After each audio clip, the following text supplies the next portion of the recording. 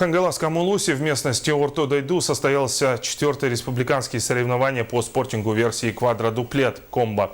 Подробнее в сюжете Виолетты Засимовой. Традиционно соревнования делятся на 3 категории, где категория А – профессионалы, Б – любители и С – новички.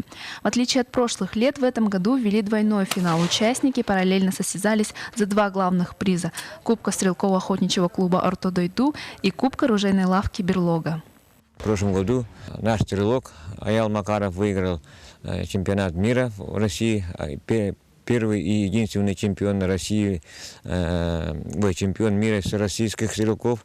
Поэтому наша якутская школа спортинга заметно уже прогрессируется, и видно уже мы доходим до очень больших результатов. Версия квадро-дуплет комбо предполагает стрельбу из полуавтоматического ружья по 4 вылетающим в разные направления мишеням.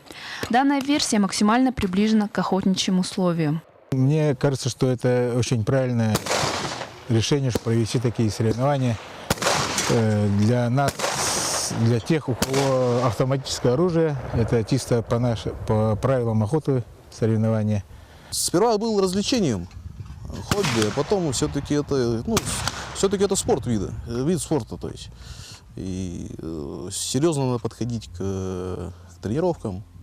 В итоге абсолютным чемпионом 6-х республиканских соревнований по спортингу версии квадро-дуплет комбо и обладателем кубка от стрелкового охотничьего клуба Орто-Дойду стал Игорь Егоров, а кубок от оружейной лавки Берлога достался Николаю Кобякову. Стоит упомянуть, что соревнования являются последним тренировочным этапом для спортсменов данной дисциплины перед предстоящими 6-ми спортивными играми народов Якутии в селе Намце. Виолетта Засимова, Александр Юрков, НВК Саха, Хангаласский Улус.